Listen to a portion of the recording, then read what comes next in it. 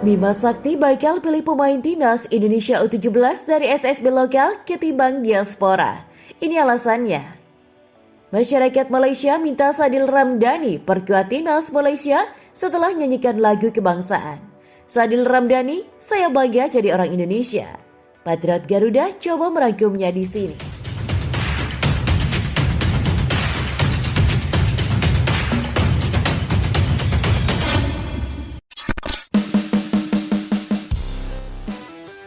Pelatih timnas Indonesia U17 Bima Sakti memastikan dirinya tidak pandang bulu dalam menentukan skuad untuk Piala Dunia U17 2023. Bahkan, ia tidak segan mencoret pemain diaspora jika kemampuannya dinilai tidak memenuhi standar yang ia tetapkan.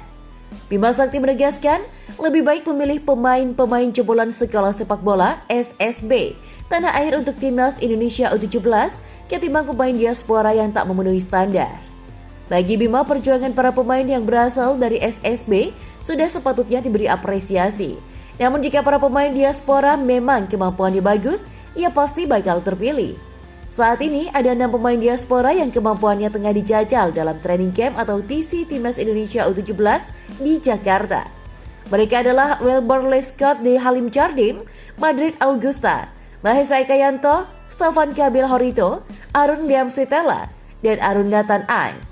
Kalau memang mereka diaspora bagus dibandingkan anak-anak yang sudah ada, ya akan saya ambil, kata Bima dilansir dari laman PSSI Senin 17 Juli 2023. Kalau enggak, lebih baik kita ambil anak-anak lokal yang telah berjuang di akademi dan SSB atau sekolah sepak bola, jelasnya.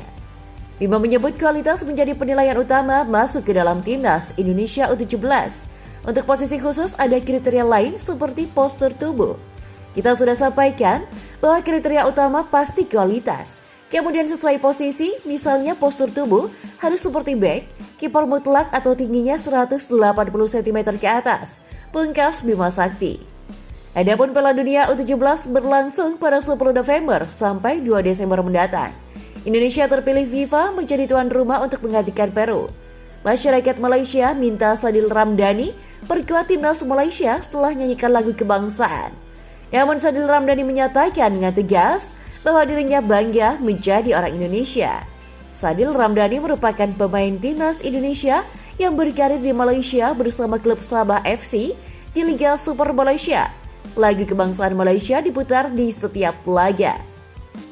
Lagu kebangsaan tersebut pun diputar sebelum Sabah FC berlaga. Sadil Ramdhani pernah suatu ketika tertangkap kamera menyanyikan lagu Malaysia seperti dalam video yang diunggah oleh akun @nokontexbulami. Dalam kolom komentar, para netizen Malaysia melihat Sadil pantas membela timnas Malaysia. Mereka melihat Sadil telah memiliki semangat karena menyanyikan lagu kebangsaan tersebut. Tolong angkut masuk FAM Malaysia, PSSI-nya Malaysia. Bakat dan semangat udah ada, tak salah kan, tweet akun netizen. Yuk naturalisasikan Sadil, kata akun yang lainnya. Sementara itu Sadil Ramdhani telah mengatakan dengan jelas lewat unggahan Instagram story-nya pada hari Senin 17 Juli 2023 ini. Dia menegaskan bahwa dirinya bangga menjadi orang Indonesia. Para pemain berusia 24 tahun tersebut menegaskan bahwa kewarganegaraan tersebut tidak akan pernah tertukar. Menyanyikan lagu kebangsaan Malaysia tidak berarti dirinya ingin dinaturalisasi.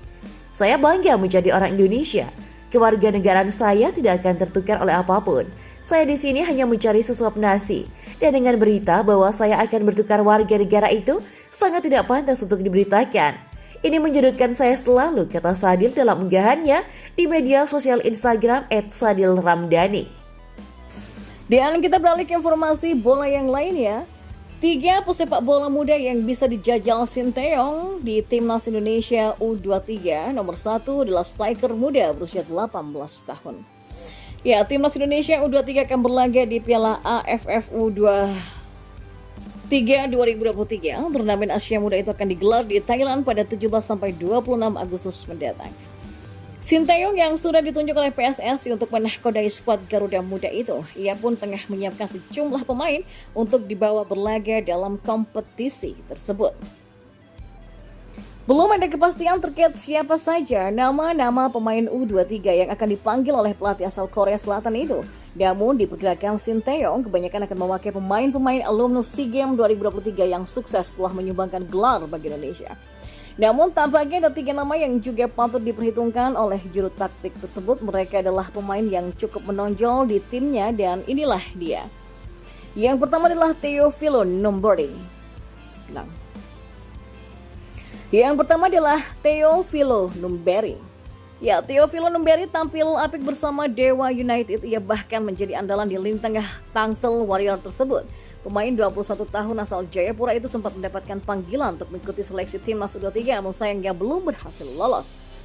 Dengan performanya yang semakin baik bersama Dewa United, tampaknya nama Teofilo Numberi bisa menjadi opsi bagi Sinteyong untuk mengisi skuad timnas Indonesia U23. Yang kedua, Nyoman Ansanai. Ya, sosok Nyoman Ansanai punya peran penting dalam 2 laga awal PSS Sleman di Liga 1 2023 sampai 2024.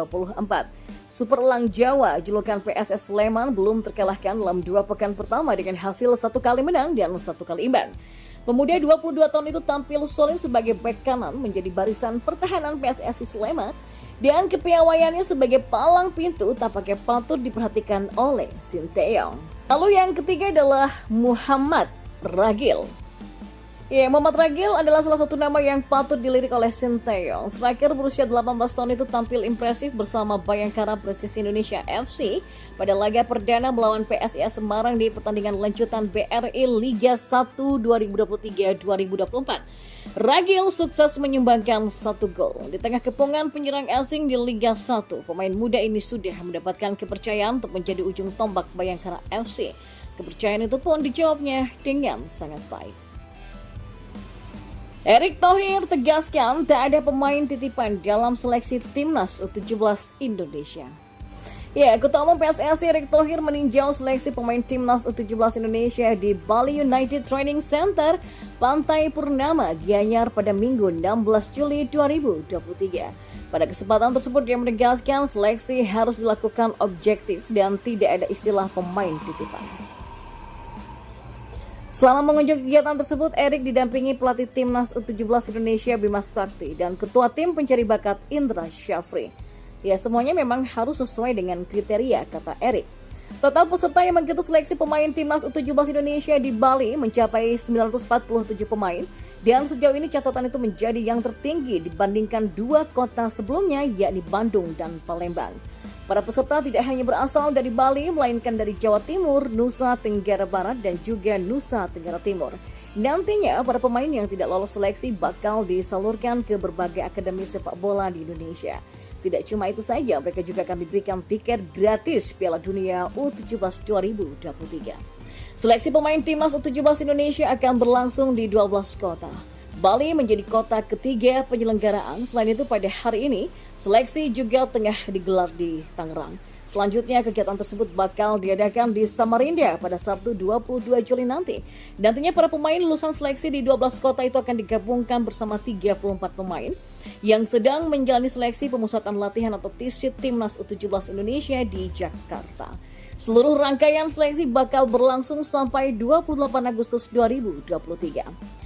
Erick sebelumnya mengungkapkan bahwa seleksi pemain ini tidak hanya dilakukan untuk persiapan Piala Dunia U17 2023, namun juga sebagai bagian program jangka panjang PSSI dalam mencari pemain muda yang berbakat.